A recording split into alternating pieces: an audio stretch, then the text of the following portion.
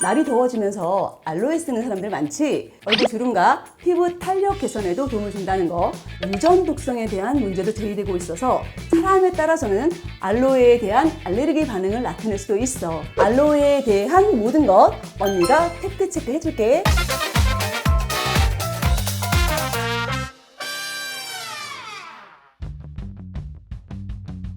안녕 동생들, 한국피부과학연구원 원장 안원이야. 날이 더워지면서 알로에 쓰는 사람들 많지? 쿨링 효과 하면 다들 알로에 하잖아. 이 알로에가 정말 효과가 좋은지 궁금하지 않아? 알로에에 대한 모든 것 언니가 팩트 체크 해줄게. 궁금한 동생들 얼른 앉아봐. 알로에는 고대 이집트의 의학 문서에도 미랄 방부제, 변비 치료제 등으로 사용된 기록이 남아있을 정도로 긴 시간 인류가 사용해온 식물이야. 알렉산더 대왕은 병사들의 질병을 치료하기 위해서, 클레오파트라 여왕은 미용 목적으로 사용했다고 전해져. 알로에는 서양의 인삼이라고 불리기도 해. 중국 당나라 문헌에 처방 기록이 남아있고 조선시대 동의보감에도 등장할 정도니 동서양을 막론한 다재다능한 식물이야. 알로에는 550여 종이나 있지만 약용으로 쓰이는 것은 고작 6에서 7종에 불과해. 그중 가장 대표적인 종은 알로에 베라인데 우리가 흔하게 사용하는 알로에 수딩 젤이나 알로에 겔 건강기능식품에 들어있는 것도 바로 이 알로에 베라야. 베라는 라틴어로 진실을 뜻하고 먼 옛날에는 알로에 베라를 가장 믿을 수 있는 약이라고 생각했기 때문에 이런 이름이 붙였을 거라고 추측을 한대. 실제로 연구 결과 알로에 베라 속에 수십 가지의 영양분과 200개 이상의 활성 물질이 들어있다는 게 밝혀지기도 했어.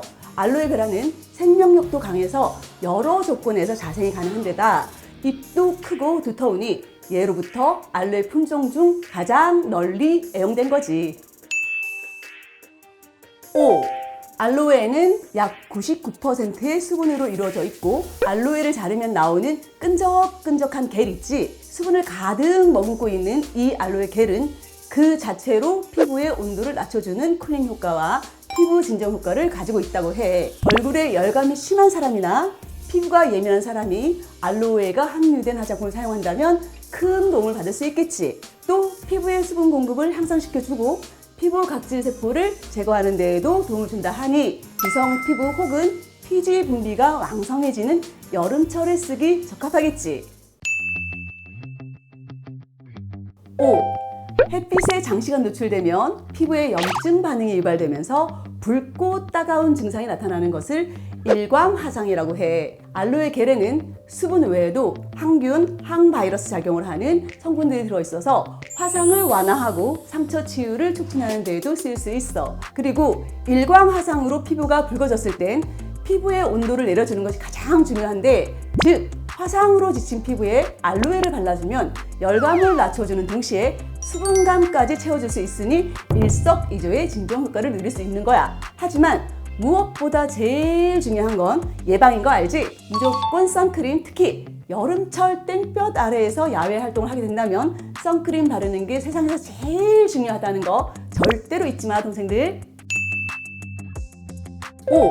알로에는 99%의 수분으로 이루어져 있다고 했지만 제일 처음에 알로에 베라 속에 수십 가지의 영양분과 200개 이상의 활성 물질이 들어있다고 말했던 거 기억나? 수분을 뺀 나머지 1% 속에 들어있는 알로에 성분들이 피부의 콜라겐 생성은 증가시키고 분해에는 막아주기 때문에 얼굴 주름과 피부 탄력 개선에도 도움을 준다는 거. 그런데 사실 피부 개선 효과보다 더 놀라운 건 알로에에는 항염, 항바이러스, 항당뇨, 항암, 항산화와 같은 면역 효과도 가진다는 거야. 수분을 제외한 알로에 겔의 주요 성분 중에서도 아세틸레이티드 글루코만나는 특히 면역 효과가 뛰어난 다당체라 에이스 만난 혹은 면역 다당체라고도 불린다고 해. 피부 건강 면역 증진과 더불어 장 건강 개선에도 효능을 가지고 있다 하니 변비로 고생하는 동생들이 있다면 알로에 겔 건강기능식품을 먹어보는 걸 추천할게. 하지만 먹을 때 주의해야 할 점도 있어. 우선 알로에 겔 건강기능식품은 어린이, 임산부, 수유부는 섭취하지 않는 것이 좋고 신장 간 질환이 있거나 당뇨 치료제 복용 시에도 전문의와 상담 후 섭취를 결정해야 해. 또 가량 복용 시 복통, 오심, 구토 등의 부작용이 있을 수 있기 때문에 반드시 일일 섭취량을 지켜서 먹어야 한다는 거 잊지 마.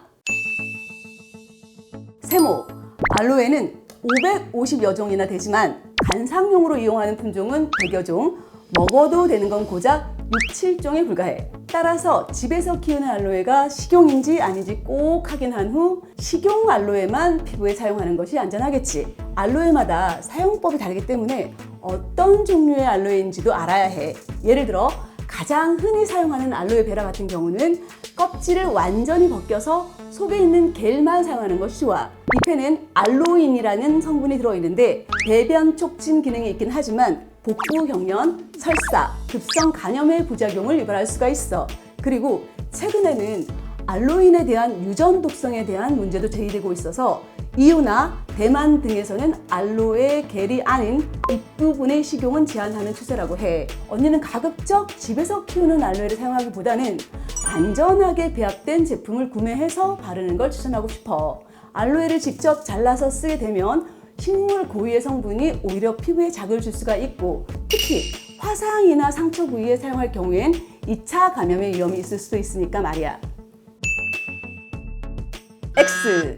사람들이 보통 천연 성분이라 하면 부작용이 전혀 없을 거라고 많이들 생각하는데 아까도 말했듯 부작용을 유발할 수 있는 성분이 잎부분에 함께 존재하니 생 알로에를 그대로 쓰기보다는 안전하게 만들어진 제품을 쓰는 편이 좋아. 또 사람에 따라서는 알로에에 대한 알레르기 반응을 나타낼 수도 있어. 그러니 알로에를 처음 사용해보는 사람이라면 얼굴에 바로 바르기보다는 먼저 팔 안쪽에 부드러운 부분에 소량 발라서 가려움이나 발진이 생기는지 패치 테스트 해본 후 사용하는 것이 좋겠지. 혹시라도 알레르기 여부를 모르고 사용했는데 가려움이나 발진이 생긴다면 즉시 사용을 멈추고 피부과에 가서 치료를 받도록 하고